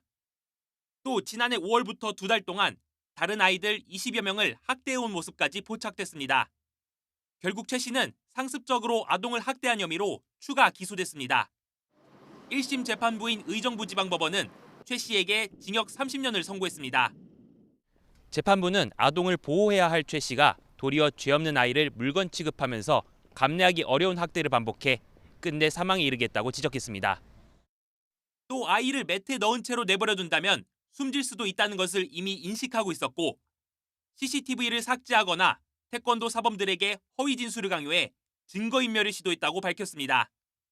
이와 함께 최 씨가 다른 아이들을 학대한 것에 대해서도 장난으로 치부하는 태도가 보인다고 질책했습니다. 세상을 떠난 아이의 사진을 끌어안고 재판에 참석했던 어머니는 선고 직후 최 씨에게 내려진 판결이 너무나 가볍다며 울분을 토했습니다. 솔직히 상황보다 더한 벌을 받아야 되는 게 맞잖아요. 솔직히. 납득 안 돼요. 납득 안 돼요. 유족 측이 상급 법원의 판단을 받아야겠다는 의견을 밝힌 가운데 최 씨에게 무기징역을 구형했던 검찰도 판결문을 면밀하게 검토한 뒤 항소 여부를 결정할 방침입니다. YTN 윤태인입니다. 지난해 시청역 역주행 사고처럼 고령 운전자가 내는 교통사고가 늘어나고 있습니다. 고령 운전자의 돌발 상황 반응 속도를 실험한 결과 비고령자보다 1초 넘게 느린 것으로 나타났는데요. 시속 50km로 달리는 차를 기준으로 하면 14m를 더 주행한 셈이라 대책 마련이 시급합니다. 오동건 기자입니다. 65세가 넘는 고령 운전자가 돌발 상황에 어떻게 대처하는지 살펴보는 실험. 가상현실에서 갑자기 차선으로 아이가 뛰어듭니다. 이러한 방식으로 소비자원이 고령 운전자 17명과 65세 미만 17명의 반응 속도를 비교해봤더니 앞 차량이 급정거했을 때는 0.47초, 어린이가 뛰어드는 상황에선 1.08초나 고령자의 대응이 늦었습니다. 시속 50km의 경우 브레이크 작동이 1초 늦어지면 차량은 약 14m를 더 가기 때문에 사고 위험성은 훨씬 커집니다. 고령 운전자는 비고령 운전자에 비해 신체 반응이 늦기 때문에 도로 위 돌발 상황에서 당황해 가속 페달과 브레이크 페달을 혼동할 수 있고 고령자 스스로도 나이가 들수록 운전이 위험하다는 사실을 인식하는 것으로 드러났습니다. 조사 대상 10명 중 6명꼴로 비고령 운전자보다 교통사고를 일으킬 위험이 더 크다고 응답했고 그 이후로 판단력이나 반응 속도 저하를 뽑았습니다. 전문가들은 이미 우리 사회가 초고령 사회로 들어온 만큼 주행 안전장치가 선택이 아닌 필수라고 조언합니다. 페달 오조작 방지 장치 또는 차선 유지나 긴급 제동 장치 등을 의무화하거나 아니면 개별적 옵션 구매 시 때 정부에서 보조금을 주는 어떤 적극적인 정책이 필요한 시점입니다. 한국소비자원은 이번 실험 결과를 토대로 관계부처에 페달 오조작 방지 장치 설치 확대와 고령자 교통안전 교육 강화를 건의하기로 했습니다. YTN 오동건입니다. 화력 조절을 위한 가스레인지 부착 부품이 일산화탄소를 발생시키는 등 안전 문제가 있는 것으로 확인됐습니다. 한국가스안전공사가 온라인에서 판매하는 산발이 커버 5종에 대해 실험한 결과 대부분 제품에서 불안전 연소로 일산화탄소 농도가 높게 측정됐다고 밝혔습니다. 특히 4개 제품은 3분 만에 일산화탄소 농도가 200ppm 이상으로 올라갔는데 이는 두통을 유발하고 판단력까지 상실하게 할 수 있는 수치입니다. 오늘은 서울 등 전국의 낮 기온이 25도 안팎까지 오르며 봄 기온이 절정에 달할 것으로 보입니다. 하지만 주말인 내일부터는 날씨가 급변해 전국에 태풍급 비바람이 몰아치고 기온도 뚝 떨어진다고 하는데요. 강원도에는 늦은 봄눈이 예고됐습니다. 정혜윤 기자입니다. 기온이 크게 오른 서울 도심. 벚꽃이 활짝 핀 하천 주변으로 시민들이 북적입니다. 따스해진 날씨에 봄을 즐기러 나온 사람들이 더 많아졌습니다. 절정에 달한 꽃과 따스한 날씨는 하루 더 이어질 것으로 보입니다. 금요일까지는 남서쪽에서 온난한 성질의 공기가 유입되겠습니다. 따라서 서울 등 내륙 기온이 25도 안팎까지 올라 올봄 최고 기온을 기록하는 곳도 있겠고 벚꽃도 절정에 달할 전망입니다. 하지만 이 같은 날씨는 오래가지 못하고 주말부터 급변합니다. 한반도 북쪽 상공에서 강한 한기를 동반한 저기압이 남하하며 전국에 태풍급 비바람이 몰아칠 것으로 보이기 때문입니다. 이번 주말 제주 산간은 최고 80mm 이상, 남해안에는 10에서 50mm의 다소 많은 비가 내리겠습니다. 내륙에도 5에서 40mm의 비가 예상됩니다. 특히 온화한 공기가 자리한 가운데 강한 한기가 남하하며 주말 오후 늦게부터는 대기 불안정이 무척 심해질 전망입니다. 비와 함께 전국의 초속 20m 안팎의 태풍급 돌풍과 벼락이 동반되고 서해안과 일부 내륙에는 강풍특보가 내려질 것으로 보입니다. 비보다는 바람 피해에 대한 대비가 필요합니다. 주말 동안 전국 대부분 지역에서 순간 풍속 시속 70km 이상의 매우 강한 바람이 불겠으니 시설물 관리와 안전사고에 각별히 유의하시기 바랍니다. 또 찬 공기를 동반한 저기압이 월요일까지 영향을 주면서 강원도에는 일요일과 월요일, 늦은 봄눈이 내려 쌓이겠습니다.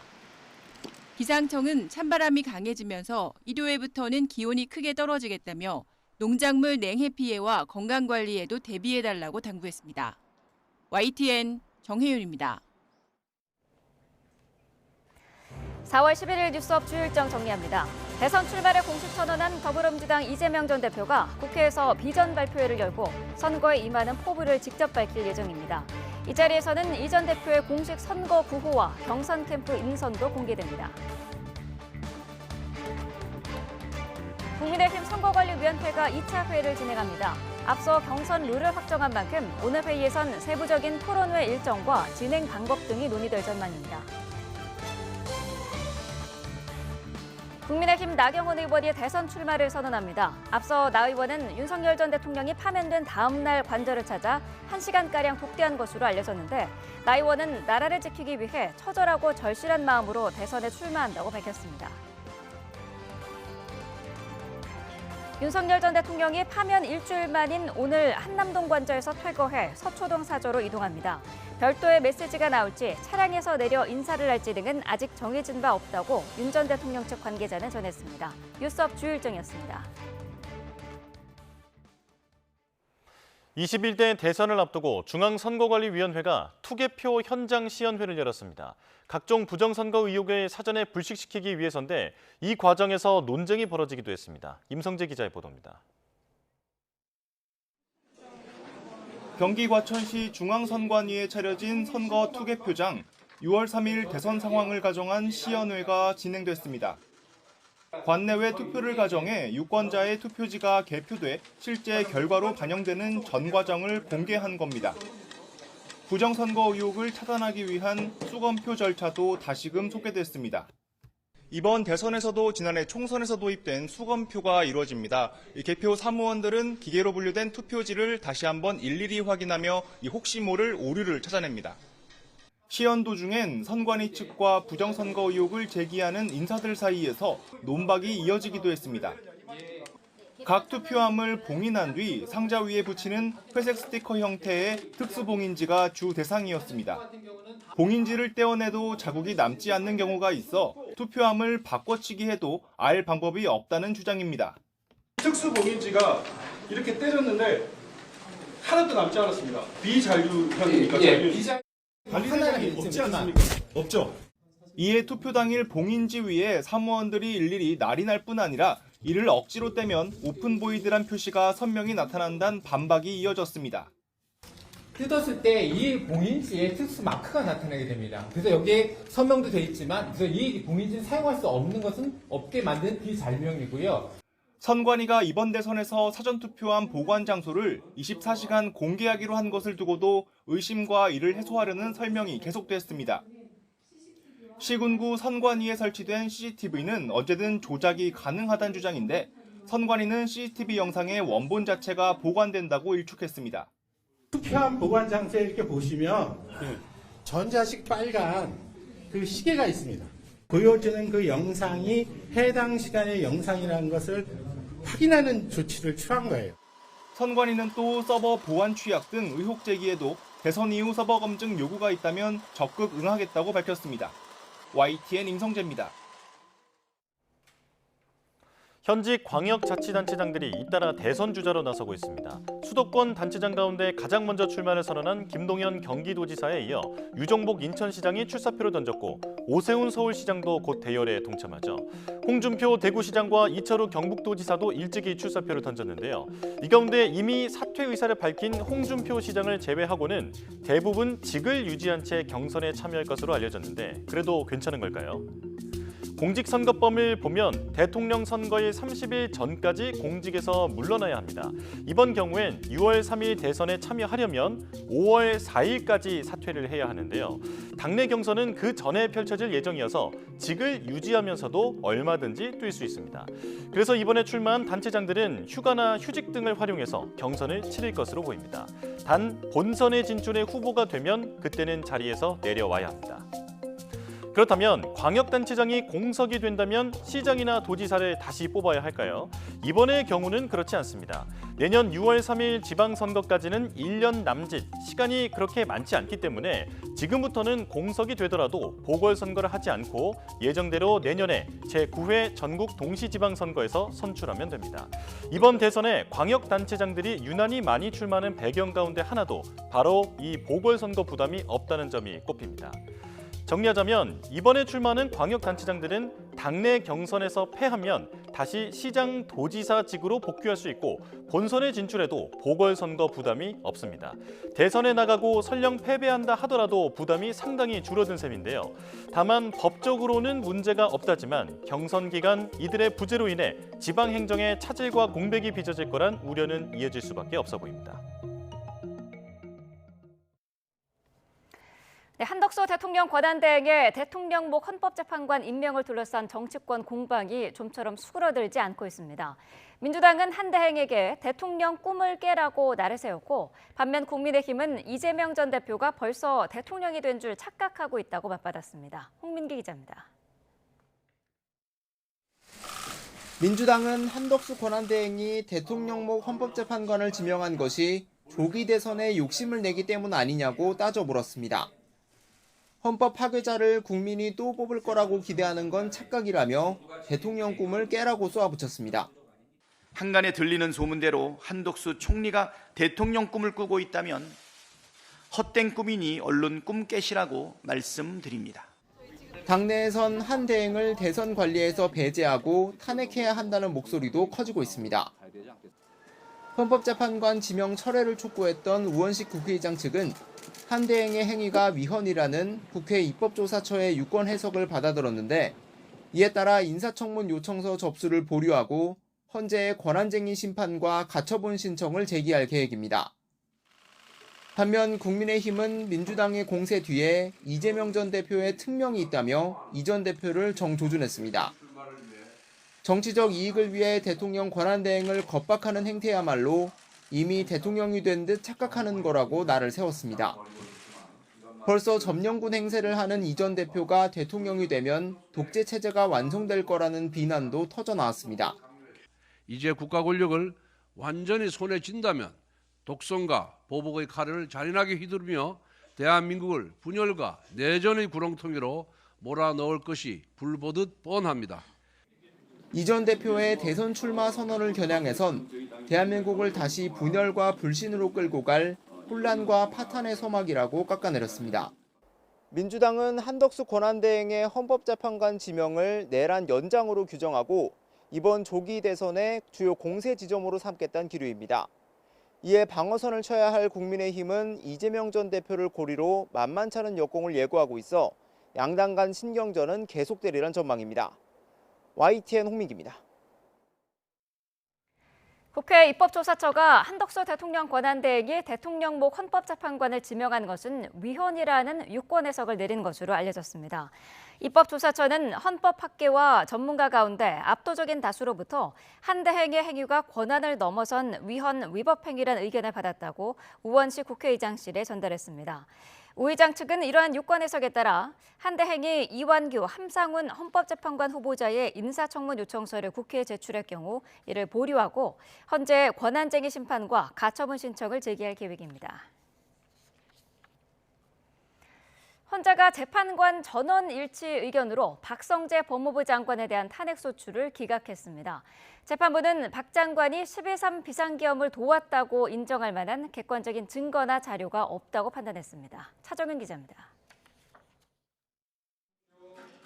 헌법재판소가 심리에 참여했던 재판관 8명 전원 일치 의견으로 박성재 법무부 장관 탄핵소추를 기각했습니다.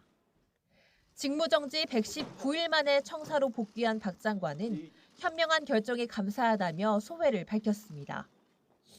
한시라도 빨리 업무를 파악하고 상황을 보고받아서 정상적인 업무를 수행할 수 있도록 노력하겠습니다.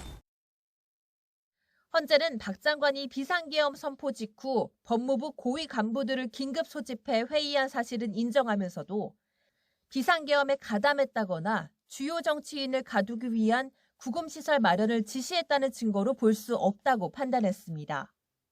또 계엄 이튿날 이른바 삼청동 안가 모임에 참석한 것만으로 계엄 후속 조치나 대응 방안을 모색했다고 보긴 어렵다고 봤습니다. 재판부는 박 장관이 국회로부터 장시호 씨의 서울구치소 출정 기록 제출을 요구받고도 정당한 사유 없이 거부한 부분은 국회법 위반으로 인정했습니다. 다만 추후 일부 자료를 열람하도록 허용하는 등 파면에 이를 정도의 적극적인 법률 위반은 아니라고 덧붙였습니다. 사후적으로나마 현장 검증을 통해 일부 관련 자료를 위원들에게 열람하게 하였으며 일부 위원들에게는 문제된 자료를 개별적으로 보고하기도 하였습니다. 피청구인의 파면을 정당화하는 사유가 존재한다고 볼 수 없습니다. 동시에 현재는 국민의힘 의원들이 한덕수 대통령 권한대행 탄핵안을 대통령 기준이 아닌 국무위원 기준 의결 정족수로 통과시킨 것에 반발해낸 권한쟁의 심판도 선고했습니다. 재판부는 국민의힘 의원들의 표결권이 침해됐을 가능성이 인정되지 않는다며 각하 6명, 인용 2명 의견으로 최종 각하 결정을 내렸습니다. YTN 차정은입니다. 네, 방금 들은 소식 한 가지 전해드리겠습니다. 최성목 부총리가 오늘 오전 거시경제 금융현안 간담회를 열었는데요. 자, 이 자리에서 이런 언급이 나왔습니다. 미국과 중국의 관세 분쟁, 품목별 관세가 이제 확대가 되고 있는데요. 여기에 대해서 불확실성이 심화되고 있다라고 언급을 하고 주식과 국채, 외환 자금 등 시장별 모니터링을 강화할 것을 당부했습니다. 잠재적인 리스크에 대한 철저한 관리와 대응에 대한 노력을 지속할 것을 당부했다고 합니다. 자세한 내용은 들어오는 대로 다시 전해드리도록 하겠습니다. 함상훈 헌법재판관 후보자가 과거에 2,400원을 횡령한 버스기사를 해고하는 것이 타당하다는 판결을 내려 논란이 일고 있습니다. 함 후보자 측은 재판부가 조정안을 제시했지만 성사되지 않았다며 고심 끝에 판결한 사안이라고 설명했습니다. 신주원 기자입니다. 함상훈 헌법재판관 후보자는 광주고등법원 전주재판부에 재직하던 2017년 버스기사 이모 씨의 해고가 정당하다는 판결을 내렸습니다. 17년 넘게 버스기사로 일했던 이 씨는 당시 성인 4명이 낸 요금을 학생요금으로 계산해 1인당 600원씩 총 2,400원을 빼돌렸다는 이유로 해고 통보를 받았습니다. 1심 재판부는 이 씨의 행동이 고의적이고 단체협약상 징계 사유에 해당한다면서도 사회통념상 단 한 차례의 소액횡령으로 해고하는 것은 과중하다며 해고 무효로 판결했습니다. 반면 함 후보자는 항소심에서 액수의 크기와 상관없이 신뢰를 저버리는 중대한 위반 행위라며 정당 해고로 판결했습니다. 또 당시 이 씨가 언론 인터뷰나 1인 시위에서 부당함을 주장한 것에 대해 회사와 신뢰관계가 훼손됐다며 문제 삼았습니다. 이 판결은 같은 해 대법원에서도 확정됐는데 이번에 한덕수 대통령 권한대행이 함 후보자를 대통령목 헌법재판관으로 지명하면서 재조명을 받게 됐습니다. 국민 상식에 어긋난다는 지적이 커지자 함 후보자 측은 당시 재판부가 원고 측을 복직시키도록 조정안을 제시했지만 이 씨의 거부로 성사되지 않았다며 고심 끝에 내린 판결이라고 설명했습니다. 또 잦은 횡령으로 운영난에 빠진 회사가 단체 협약에서 액수의 크기와 상관없이 해고 사유로 합의한 사안이었다고 덧붙였습니다. YTN 신지원입니다.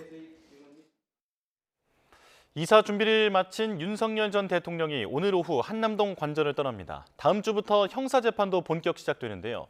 경호처는 법원에 지하 출입을 요청했습니다. 박성배 변호사와 함께합니다. 어서 오십시오. 안녕하십니까? 네.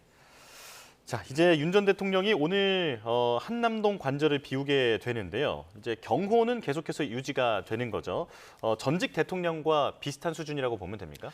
전직 대통령 경호와 관련된 법률은 전직 대통령 예우법과 대통령 경호법으로 구성됩니다. 예. 전직 대통령 예우법에 따르면 전직 대통령은 5년간 경호 경비를 받을 수 있고 당사자 요청에 따라 그 기간을 5년 연장할 수 있습니다.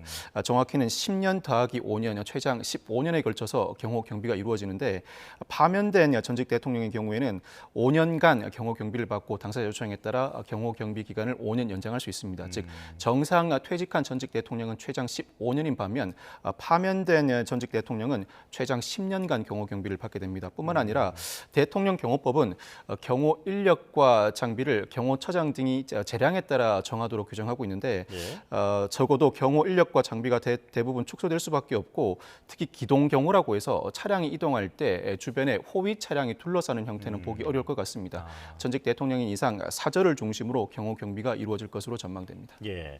자, 그렇다면 이제 서초동 사저로 옮겨와서 그곳에서도 경호가 이루어질 텐데, 근데 이곳이 공동주택이잖아요. 그래서 주민들의 불편이 우려된다 이런 목소리가 나오고 있죠.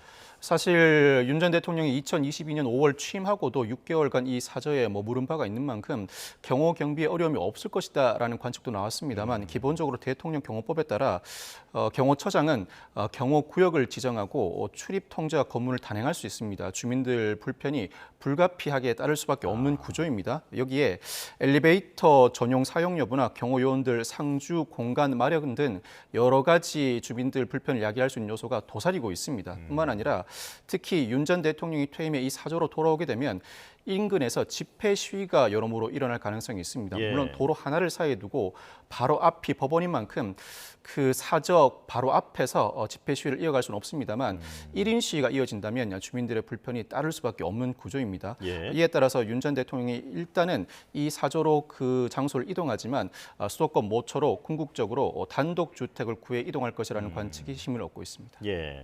자, 이제 이렇게 서초동 사저로 옮기게 되면 당장 월요일부터 형사 재판에 출석해야 합니다. 그런데 경호처가 지하 주차장으로 출입할 수 있게 요청을 했는데요. 이게 법원이 오늘 결론을 내린다고요? 앞으로 윤 전 대통령은 수시로 형사 재판을 받게 됩니다. 법원 입장에서도 어떠한 형태로 경호를 수지해야 할지 결정을 내릴 수밖에 없는데 앞서 설명해드린 것처럼 대통령 경호법에 따르면 경호처장은 경호구역을 지정할 수 있고 나아가서 관계기관에 경호와 관련된 협조를 요청할 수 있습니다.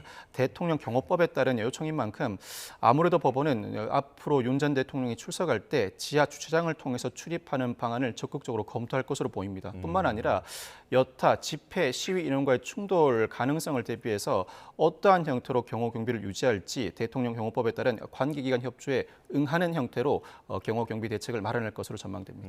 법원이 윤 전 대통령을 포토라인에 세울 것으로 보이지는 않는다. 그렇습니다. 네, 개인적인 전망을 들려주셨고요. 자, 정치권에서는 윤 전 대통령을 재구속해야 한다라는 주장도 나오고 있습니다.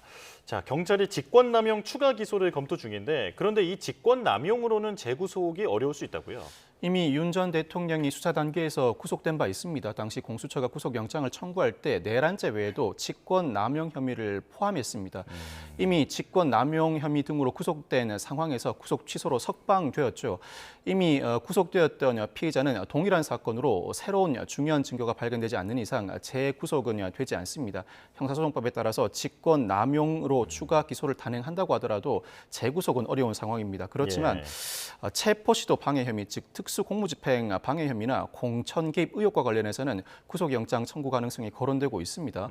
그렇다고 하더라도 현재 체포시도 방해 혐의와 관련해서는 김성훈 경호처 차장 등에 대한 구속영장 청구가 법원에서 막힌 만큼 윤 전 대통령에 대한 구속영장 청구가 단행될 가능성은 낮아 보입니다. 그렇지만 공천 개입 의혹과 관련해서는 김영선 전 의원이나 명태균 씨가 증거인멸 우려를 들어 구속영장이 발부된 바 있는 만큼 구속영장 청구 가능성을 충분히 거론할 수 있지만 아직까지 구속영장을 논의하기에는 수사기관이 걸어가야 할 길이 멀다고 할 수 있습니다. 자, 지금 경제 관련 속보가 들어왔는데요. 경제 우려가 커지고 있는 상황에 수출 내용이 들어왔습니다. 자, 이달 초에 수출이 상승 출발한 것으로 나타났습니다. 관세청은 이달 1일부터 10일까지 수출이 지난해 같은 기간보다 13.7% 증가한 186억 달러라고 밝혔습니다. 품목별로 보면 반도체가 32%, 승용차가 11.9%, 자동차 부품이 10.5% 증가했고 석유 제품과 컴퓨터 주변기기 수출은 각각 3.9%, 14.1% 감소했습니다. 수입은 197억 달러로 6.5% 늘었고 무역 수지는 11억 달러 적자를 기록했습니다. 월별 우리나라 수출은 지난해 12월까지 15개월 연속 증가했지만 올해 1월 꺾인 뒤에 반등했고 2달 연속 증가세를 보였습니다. 자, 이달 초 수출이 상승 출발했다는 소식 전해드렸고요. 잠시 뒤에는 증시 개장 현황도 함께 짚어드리겠습니다. 자, 박성배 변호사와 얘기 계속 나눠보겠습니다. 조금 전에 이 경호라는 게 경호처장의 재량에 의해서 이 파면된 대통령에 대한 경호가 이루어진다 말씀을 하셨잖아요. 자, 그런데 경호처 내부에서의 지금 반기를 드는 목소리가 계속해서 나오고 있습니다. 자, 연판장 사태가 발생했다고 하는데 그러니까 부하 직원들이 지금 김성훈 차장 그리고 이광우 본부장에게 직에서 물러나라라고 하는 연판장을 돌리고 있다고 하죠. 자, 이게 이들의 인사에 대해서 어떤 영향을 미칠 수 있습니까? 경호처 직원과 관련된 징계는 국가공무원법을 따르게 됩니다. 네. 국가공무원법에 따르면 공무원은 집단 행동을 해서는 안 됩니다. 그렇지만 여기서 일컫는 금지되는 집단 행동은 노동운동이나 공무의 일을 위한 집단 행동입니다. 이에 따라 현재 경호처 직원들이 연판장을 돌리는 취지는 김성훈 경호처 차장 등이 경호처를 사조직화하고 조직을 위태롭게 하고 있다는 취지입니다. 공무 외의 일을 위한 집단 행동인지 의문이 제기되는 부분이라 과연 국가공무원법에 따라 징계 사유로 삼을 수 있을지는 더 검토해 보아야 할 것 같습니다. 예. 자, 그런가 하면 경찰의 추가 조사 그리고 비화폰 서버 확보를 위한 압수수색 가능성도 제기되고 있는데 이건 어떻게 전망됩니까? 당장 윤 전 대통령이 오늘 관저를 떠나면 비화폰을 반납해야 하고 이에 따라서 경찰청 수사기관이 비화폰과 비화폰 서버 기록을 동시에 압수수색할 것이라는 전망이 나오고 있습니다. 사실 이 비화폰 서버 기록은 이틀마다 그 기록이 삭제됩니다. 그렇지만 삭제된다고 하더라도 디지털 포렌식을 통해서 그 통화 기록은 충분히 확보할 수 있는데 문제는 시간이 장기간 흘러가게 되면 덮어쓰기 형태로 더 이상 디지털 포렌식도 불가능한 상황이 벌어질 수 있습니다. 이에 따라서 신속한 비화폰 서버 기록 확보 필요성이 대두되고 있습니다. 사실 특수공무집행 방해 혐의로 비화폰 서버 기록을 추가로 압수수색할 가능성이 거론되고 있는데 사실상 이 혐의로 비화폰 서버 기록을 추가 압수수색한다고 하더라도 실질적으로 그 내용이 윤 전 대통령이 현재 재판 진행되고 있는 내란죄 재판에 활용될 가능성이 상당히 높습니다. 물론 비화폰은 통화 녹음이 되지 않는 핸드폰입니다만 그 통화 기록은 비화폰 서버 기록에 그대로 남아있기 때문입니다. 자, 그런가 하면 보석으로 풀려난 명태균 씨 지금 추가 폭로 없이 침묵을 지키고 있는데 검찰에 자신의 증거 이른바 황금폰을 다시 돌려달라고 요청을 했더라고요. 가환부 신청이라고 하던데 이게 정확히 뭡니까? 이 가환부 신청은 압수수색을 당한 당사자가 충분히 그 압수물을 통한 분석이 마무리되었으면 내가 앞으로 이 물건을 사용해야 하니 돌려달라는 요청이라고 할 수 있습니다.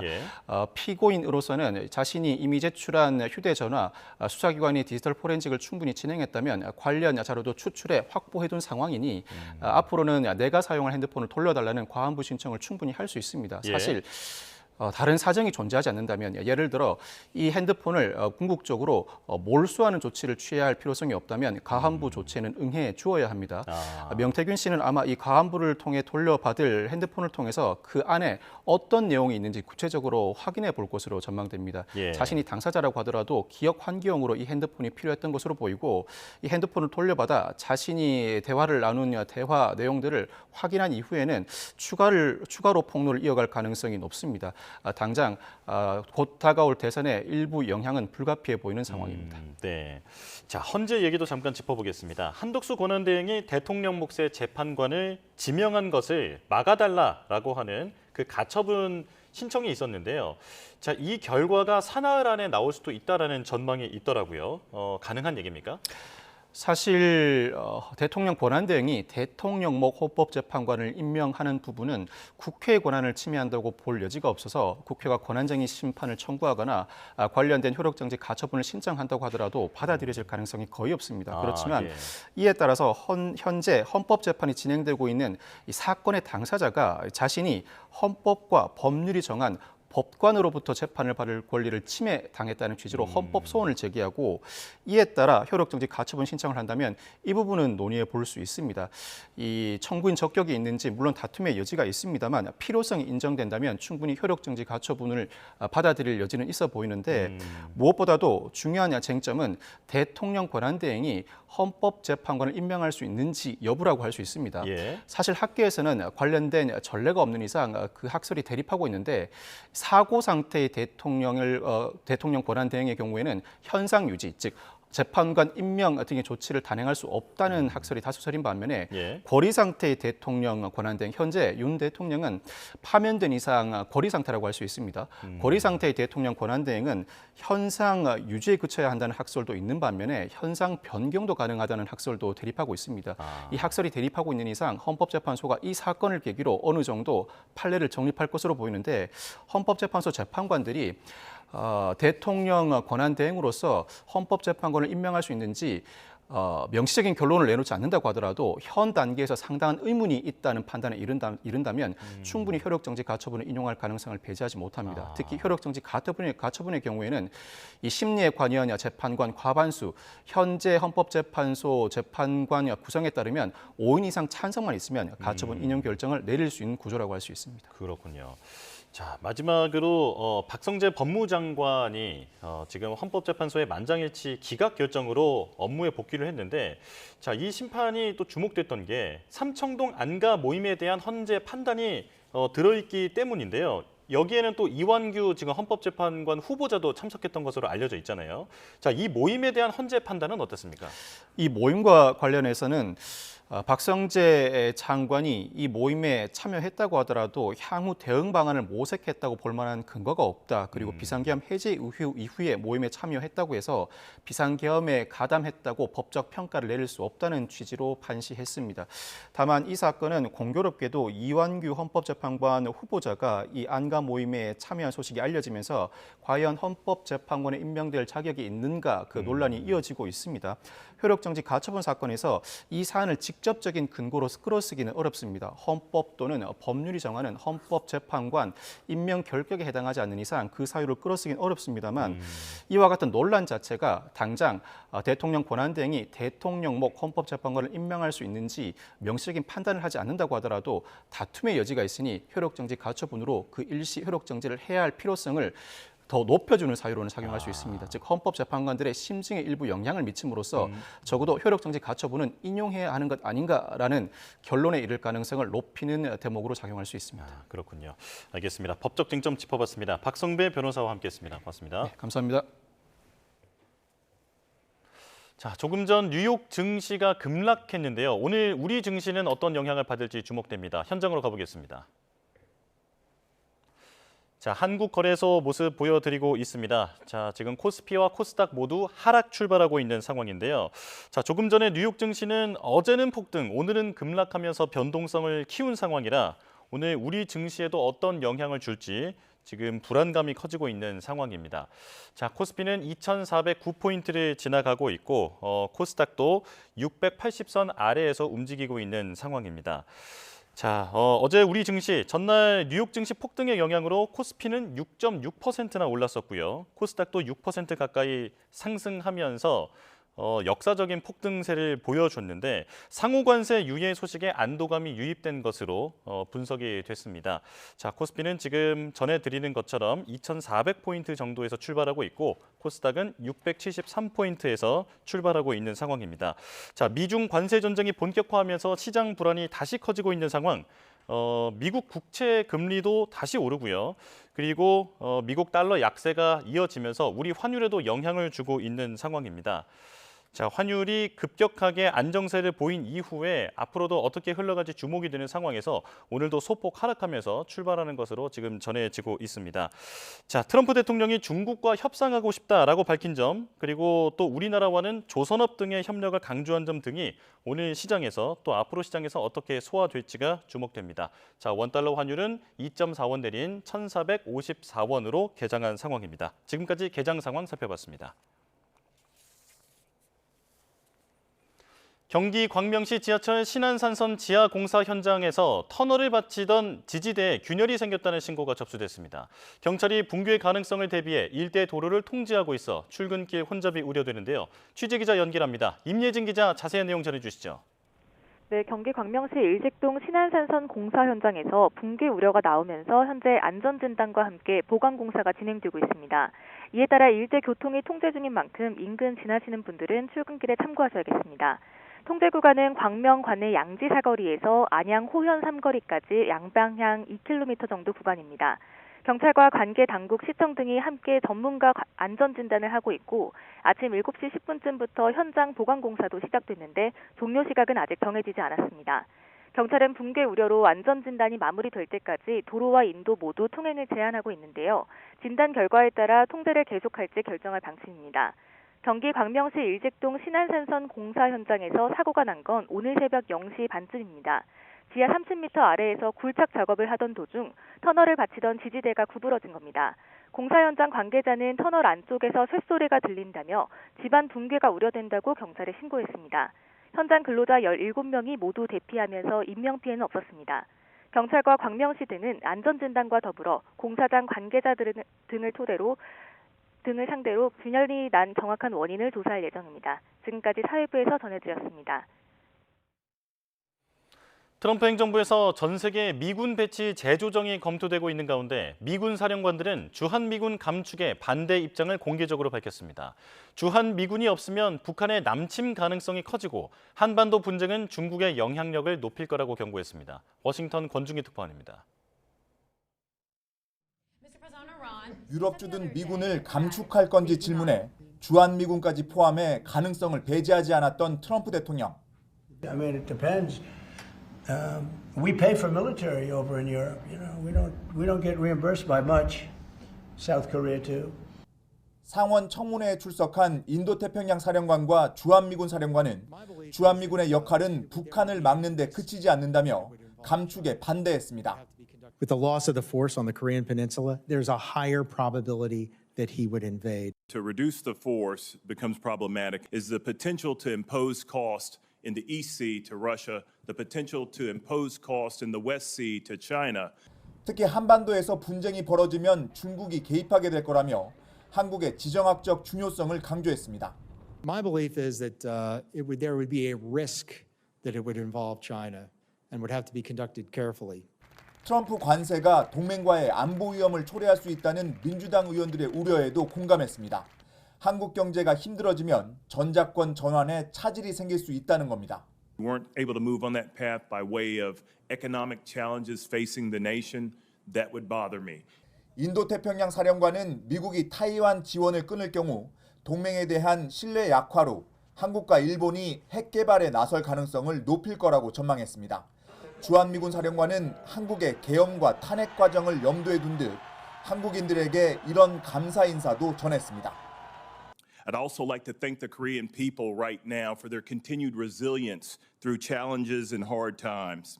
워싱턴에서 YTN 권준기입니다. 미국이 관세와 방위비 재협상 카드를 연기한 건 이번이 처음입니다. 이 때문에 관세 협상에 따라 방위비가 영향받을 가능성이 점점 커지고 있는데 미국의 또 다른 의도는 없는지 살펴봅니다. 김문경 기자입니다. 한미는 지난해 10월 2026년부터 적용하는 방위비 분담금을 8.3% 인상한 1조 5,192억 원에 합의했습니다. 한미가 기존 협정의 틀을 유지하는 가운데 현행 국방비 증가율 대신 소비자 물가지수 증가율을 연간 증가율로 하고 상한선을 재도입한 것은 이번 협상의 중요한 성과로 평가됩니다. 이후 합의에 불만을 가진 트럼프 후보가 대통령에 당선되면서 방위비 재협상이 테이블에 오를 것이라는 전망이 잇따랐습니다. 하지만 트럼프 대통령은 재협상 대신 원스톱 쇼핑이라는 말로 관세 협상에 방위비를 포함시키겠다는 뜻을 내비쳤습니다. 방위비를 관세 인상 압박 카드로 우선 사용하겠다는 의도로 보입니다. 정부는 경제와 안보는 별개라며 신중을 기하고 있지만 방위비 분담금이 소비자 물가와 연동되는 등 각국의 경제와 안보 상황에 따라 조정되는 점이 변수입니다. 모든 게 지금 중국에게 포커스가 맞춰져 있기 때문에 결국엔 인태 지역에서의 안정 부분, 번영 부분 이런 거를 같이 기여를 할 수 있는 데에 역할을 해달라는 부분을 요구를 할 가능성이 크다라는 거죠. 미국이 주한미군의 인건비와 시설 유지 등에 사용되는 방위비 분담금을 관세와 연계시킨 건 이번이 처음입니다. 미국은 관세 폭탄에 이어 주한미군에 배속됐던 패트리엇 포대 일부를 빼내 중동으로 옮기는 등 안보 상황 변화도 추구하고 있습니다. 이 때문에 무역 등 관세 협상에 따라 방위비 분담금이 영향을 받을 가능성이 커 보입니다. 다만 제이비어 프런슨 한미연합사령관은 미 하원 청문회에서 한국 등 인도태평양 동맹국들의 부담을 확대할 필요성을 거론하면서 방위비 분담금보다는 미중 간 전략 경쟁을 뒷받침하는 한국의 국방비 증액을 요구할 가능성도 남아 있습니다. YTN 김문경입니다. 네, 빅뱅 멤버 지드래곤의 음악이 국내 최초로 우주로 날아갔습니다. 카이스트 초빙 교수기도 한 지드래곤은 우주와의 소통이 중요한 의미를 갖는다면서 자신의 노래가 제 집을 찾길 바란다고 말했습니다. 이광현 기자입니다. 지드래곤이 호기심 가득한 표정을 짓고 스마트폰 카메라로 연신 인증 사진을 찍습니다. AI 기술로 증강된 자신의 홍채 이미지에 담긴 음원이 지구 밖 우주로 전파되는 순간을 담고 있는 겁니다. 지드래곤의 음악에 카이스트의 기술과 미디어 아트를 결합한 우주 문화 콘텐츠 실험입니다. 홍채는 영혼의 창이라고도 하고요. 내면의 우주를 들여다보는 지드래곤님의 홍채를 이용해서 우주와 교신하는 그런 프로젝트를 제안해 보았습니다. 인간 내면의 우주를 외부 우주로 확장한다는 의미를 담은 퍼포먼스로 2023년 누리호에 실린 차세대 소형 위성 2호의 안테나가 활용됐습니다. 카이스트 초빙 교수로 활동 중인 지드래곤은 과학과 예술은 서로 맞닿아 있다고 말했습니다. 다른 전 세계 어떤 아티스트도 경험을 해보지 못했을 거라고 생각을 하는데 내 음악 그리고 뭔가 내가 생각하는 것들을 공유하고 선보이고 한다는 것에 대해서 되게 뿌듯하고 대중 가수로서 좋은 기술을 더 쉽게 설명할 수 있는 매개 역할을 하게 돼 영광이라고 덧붙였습니다. 곡을 선정해서 우주로 보낸다는 게 아직도 좀 현실감이 없긴 한데 굉장히 설레이고 집을 찾았으면 좋겠다. 영국의 전설적인 록밴드 비틀즈처럼 지드래곤의 음악도 대한민국 최초로 우주와의 소통을 시작했습니다.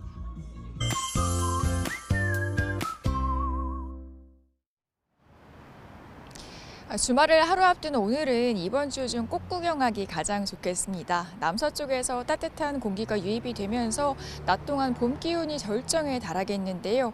서울 한낮 기온이 23도로 마치 5월 중하순처럼 따뜻하겠습니다. 그런데 주말인 내일부터는 날씨가 급변합니다. 전국적으로 태풍급의 비바람이 불면서 곳곳에 봄꽃은 떨어질 가능성이 높겠고요. 찬 공기가 내려와서 기온도 뚝 떨어지겠습니다. 아직 꽃 구경 못하셨다면 오늘 중에 꼭 시간을 내보시는 게 좋겠습니다. 먼저 자세한 오늘 날씨부터 살펴보겠습니다. 해가 떠오르면서 곳곳에 짙었던 안개는 점차 걷히고 있는데요. 오늘 하늘 자체는 전국적으로 맑겠습니다. 다만 서울 등 수도권에서는 초미세먼지로 하늘이 뿌옇게 보일 수 있겠고요. 대기가 정체하면서 충청과 전북, 부산에서도 한때 공기가 답답하겠습니다. 꽃 구경 가신다면 미세먼지용 마스크 쓰시는 게 좋겠습니다. 오늘 낮 동안 전국이 25도 안팎으로 무척 따뜻하겠습니다. 올봄 최고 기온을 기록하는 곳도 있겠고 곳곳에서 벚꽃도 절정에 달하겠는데요. 서울 한낮 기온 23도, 광주 24도, 대구 25도로 일교차가 무척 크겠습니다. 그런데 꽃놀이는 오늘까지만 가능하겠습니다. 주말인 내일은 한기를 동반한 저기압이 남하하면서 오후부터 전국에 태풍급의 비바람이 몰아치겠고요. 내리는 비의 양도 제주 산간에 최고 80mm 이상, 남해안에 10에서 50mm로 봄비치고 많겠습니다. 요란한 비와 함께 일요일부터는 기온도 뚝 떨어지겠는데요. 강원도에는 때내진 봄눈도 내리겠고요. 저기압의 영향은 다음 주 월요일까지 계속되겠습니다. 현재 충북과 경북 내륙에는 건조주의보가 내려져 있습니다. 특히 오늘은 고온건조한 날씨에 화재 위험도 크겠는데요. 내일 비가 내리기 전까지는 계속해서 산불 등 화재 사고에 대한 대비가 필요하겠습니다. 지금까지 서울 상암동에서 YTN 고은재입니다. 뉴스업 금요일 순서 마칩니다. 시청해주신 여러분 고맙습니다.